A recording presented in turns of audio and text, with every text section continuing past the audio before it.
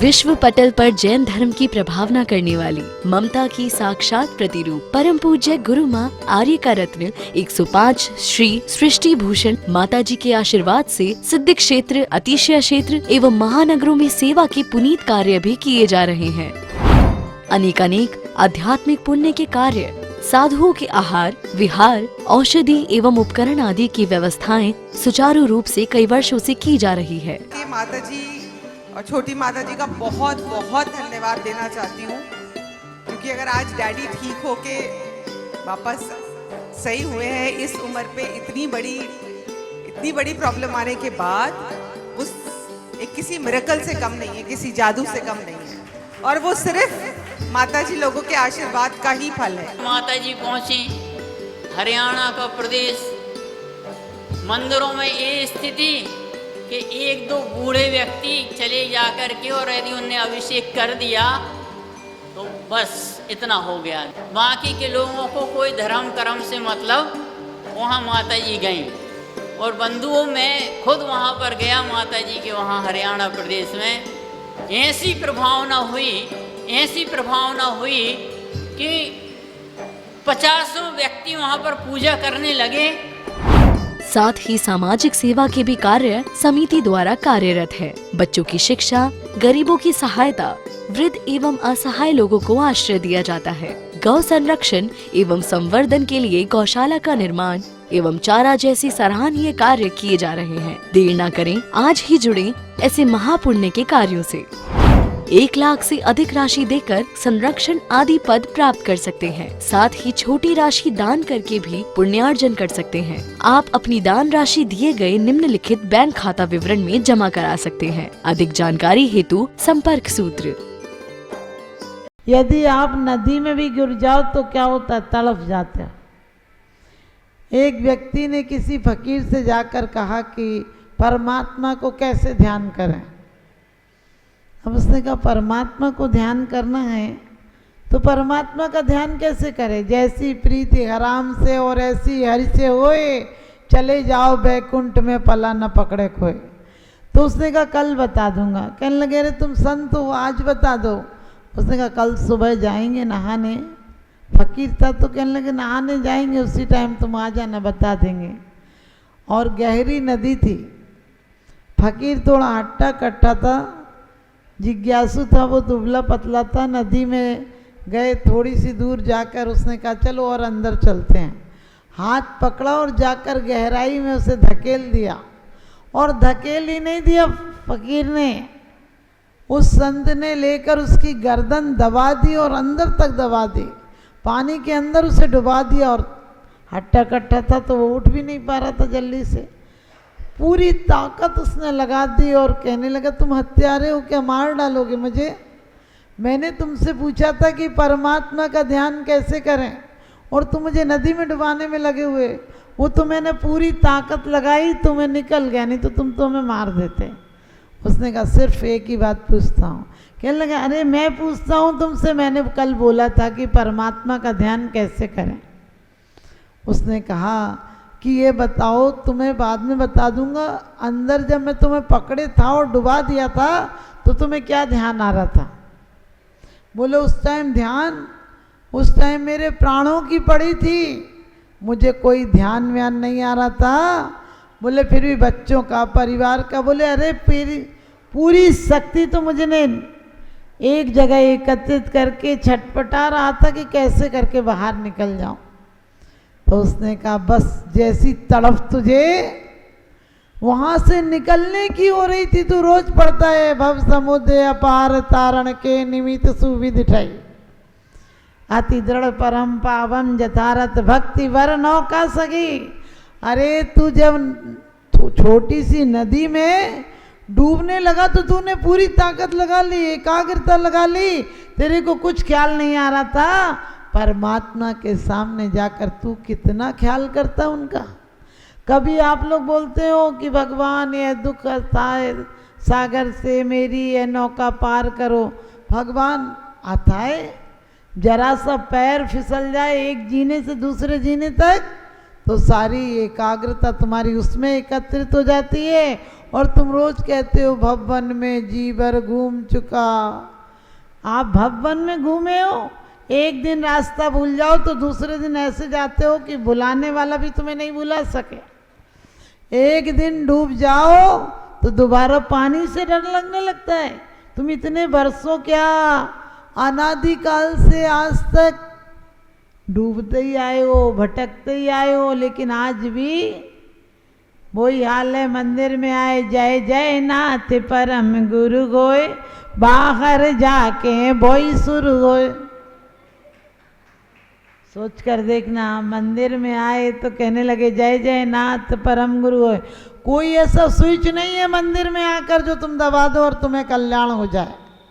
कोई ऐसी पूजा आज तक नहीं बनी है जो मंदिर में पूजा हो जाए। अरे सारा जीवन पूजा के लिए हो जाए, सारा जीवन ही अर्चनामय हो जाए। घंटे भर की पूजा तुम्हें कहाँ ले जाएगी? आप सोचो, कोई आदमी आपसे कहे आप बहुत अच्छे हो, बहुत अच्छे हो, तो क्या होगा? और तुम उसके साथ धोखाधड़ी करते हो तो तुम्हारे को दरवाजे पर नहीं आने देगा कि ये नंबर 1 का बेईमान आदमी है। हमारे सामने आके चिकनी चुपड़ी बातें करता है, पीछे हमारे को विपरीत काम करता है।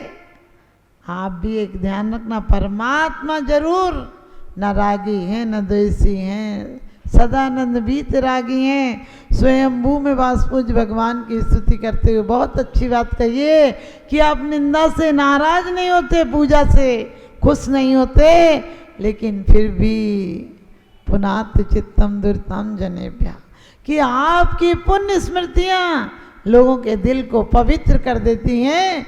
ध्यान रखना, कितना भी आप इतर मत खरीदो, इतर के मार्केट में जाओगे तो सुगंध से नाक भर जाएगी। आप मिठाइयाँ मत खरीदो, लेकिन मार्केट से निकलो और मिठाइयों की होटलें हो, दुकान हो तो सुगंध आती है। आप तालाब के पास से गुजरो, ठंडी हवा आने लगती है। क्या है, ऐसे ही परमात्मा के पास से तो गुजरो। आज तक पास से भी नहीं गुजरे। लोग कहते हैं हम जैन धर्म में जन्म है। हमने कि जैन धर्म में किसी का जन्म हो सकता है क्या? जन्म से कोई धर्मात्मा हो सकता है क्या? अरे जैन धर्म में तुम्हारा जन्म नहीं है, तुम्हारे अंदर धर्म का जन्म होना चाहिए। लोग कहते जैन कुल में जन्म हुआ माता जी। हमने कहा तुम्हारी मौत बताएगी कि जैन कुल में जन्म हुआ या और किसी में जन्म हुआ, क्योंकि धर्म हमेशा कहीं बाहर से नहीं आता है। एक क्रियाएं हो जाती हैं, पूजा धर्मात्मा की हो जाती है और पूजा ही नहीं हो जाती, इसका पूरा जीवन पूजामय हो जाता है। क्योंकि ये थोड़ी बहुत देर की आप बताइए, पूरे जिंदगी भर आप बीमार रहें और 1 घंटे को कहे मैं तो स्वस्थ हूँ, तो कोई स्वस्थ हो क्या? ये अभिनय होगा। आपकी जितनी लगन रोटी बनाते हुए 1 रोटी भी नहीं जल पाती है, नींद नहीं आती है। नोट गिनते टाइम नींद में 1 नोट इधर से उधर हो जाए तो 4 बार गिन लेते हो, आँख फाड़ फाड़ के गिन लेते हो। कोई तुमसे 50 रुपये बेईमानी से ले जाए, जब तक तुम 50 के 500 नहीं कर लो तब तक तुम्हें चैन नहीं आती। इतने बढ़िया आदमी हो, क्योंकि कहते हैं सत्य और अहिंसा के दीप जलाती रहे जिंदगी, तुम्हें भी इसी सतपथ पर चलाती रहे जिंदगी। साल में 1 आध दिन दिवाली मनाई तो क्या मनाई, अरे ऐसी मनाओ दिवाली कि तुम्हें भी महावीर बनाती रहे जिंदगी, तुम्हें भी महावीर बनाती रहे जिंदगी। तुम दिवाली के दिन भी दिवालियाँ निकालने में तैयार रहते हो। सच बताना, दिवाली के टाइम लोग कहते सफाइयाँ चल रही, हमने कही वो घर की सफाई रहेगी, घर भी हंसता होगा कि बेवकूफ़ तू मेरी सफाई कर रहे, अपनी सफाई कर ले तो तेरा घर मंदिर बन जाएगा। इस घर की सफाई में लगा है जहाँ की कितनी हिंसा हो जाती है। सोच कर देखना, मकड़ जाले हैं, चींटियाँ हैं, मकड़ियाँ हैं, मच्छर हैं, कितने तरह के जीवाणु हैं। जब सफाई करते हो तो वो नहीं मर जाते क्या? रोज पढ़ लेते हो, दुर्लभ है निगोद से थावर और त्रसगत पानी, नर काया को सुरपति तरसे सो दुर्लभ प्राणी। हमने कि नर काया को आज जानवर भी सोचता होगा कि आदमी के घर में पैदा ना हो जाऊं, वरना क्या पता एक को बुलाएगा दूसरे को मरवा देगा। आदमी कितना खतरनाक हो गया कि अब उससे शैतान भी घबराने लगा है। सोच कर देखना है, ऐसी पूजा कभी आपको जीवात्मा के प्रति बहुमान आया? लोग कहते हैं मर के स्वर्ग जाएंगे। हमने कही 2 रोटी छोड़ के स्वर्ग जाओगे क्या? अरे यहीं 2 रोटी खा के जाओ, क्योंकि तुम जैसों को तो स्वर्ग भी मिलना मुश्किल है। आप कहोगे माता जी कैसे स्वर्ग मिलेगा? अरे जो क्रोध कसाय, जितनी भी कसाएं हैं, चारों कसाएं, ध्यान रखना तुम्हारी चीज़ों में कोई व्यवधान बन जाए। तुम जो चाहते हो, वासना चाहते हो, उसके अलावा साधना कौन चाहता है? सच बताना, आपसे कोई कह दे कि आज तो तुम हीरोइन लग रही हो, कितनी खुशी होती है। और कोई कह दे आज तो तुम बिल्कुल ऐसी लग रही हो जैसे पंडिताइन। हाँ, पंडिताइन तो कर, पंडित मानना बहुत ज्ञानी बनने का। हमारे यहाँ पंडितों का सम्मान था, क्योंकि पंडित पंडित मरण अरहंत का होता है। पंडित यानी ज्ञानी था। आजकल किसी को पंडित कहते, हम पंडित जी हैं। पहले किसी को दादी कह दो, बधाई हो दादी बन गई, तो खुशी होती थी। आजकल किसी को दादी कह दो, बोले हम दादी लग रहे क्या? यानी तुम लगते हो, बाहर से लगते हो, चेहरे पे चेहरे हैं, दाग बहुत गहरे हैं, और धर्म के नाम पर हम अंधे और बहरे हैं। वास्तव में इतनी लगन नहीं रही। आचार्य तो कहते हैं निर्माल ये नहीं है जो तुमने चढ़ा दिया और छू लोगे। निर्माल वो गए, अकेले निर्माल द्रव्य क्षेत्र काल भाव। तुम जीव द्रव्य मिला है, तुम्हें कितना है तुमने आराधना में लगाया इसे। पुद्गल द्रव्य मिला, कितना माला में, कितना जाप में, कितना पूजा में, कितना आहारदान में, कितना वैयावृत्ति में, कितना स्वाध्याय में, कहाँ लगाया बताना। स्वाध्याय भी करते, बोले पद्म पुराण 4 बार पढ़ लिया। हमने कही सीता को क्यों वनवास जाना पड़ा? बोले ये तो इतना ध्यान नहीं रहता माता जी। ये ध्यान नहीं है कि क्यों जाना पड़ा, क्योंकि प्रथमान योग मर्ता ख्यानम चरितम पुराणम अपि पुण्यम बोधि समाधि निधानम बोधित बोध समीचीन। कि आपको केवल ज्ञान में कारण है वो आख्यान, साक्षात आपको शिक्षा में कारण है। क्यों? क्योंकि पाप के कारण, अवहेलना के कारण कितने कितने दुख भोगना पड़े। देव शास्त्र गुरु की एक बार भी यदि भूल से अवहेलना हो गई, चाहे श्रीपाल ले लो, चाहे सीता ले लो, चाहे अंजना ले लो, द्रौपदी ले लो, किसी के भी इतिहास उठाकर देख लो, विराधना का फल दुर्गति था और उपासना का फल स्वर्ग और मोक्ष था। हमें इतनी सुंदर देह मिली थी, तूने मैली कर ली। इतनी सुंदर देह मिली थी, तूने मैली कर ली। अरमानों का गला घोंट कर पाप की गठरी भर ली। ध्यान रखना, पुण्य की जड़ पाताल और पाप की जड़ अस्पताल।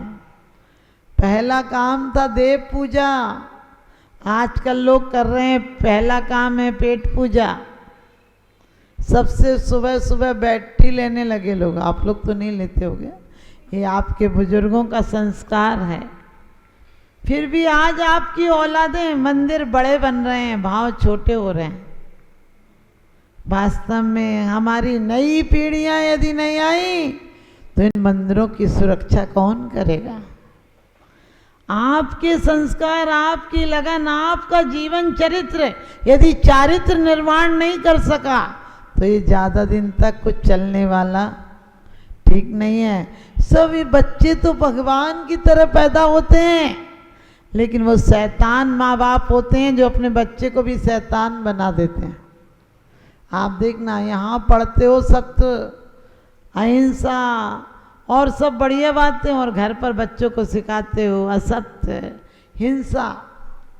सच बताना, बच्चों को व्यापार में ऐसे ऐसे व्यापार लोग करते हैं जिसमें साक्षात हिंसा का कारण है।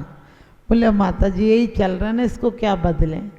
अरे सोचो, हमारे यहाँ संकल्प पूर्वक एक इंद्री की भी घात का बात नहीं आई, और आप लोग पंचेंद्री घात की दवाइयाँ भेज देते हैं, सलाह दे देते हैं, फिर कहते लिखते हो जैन साहब।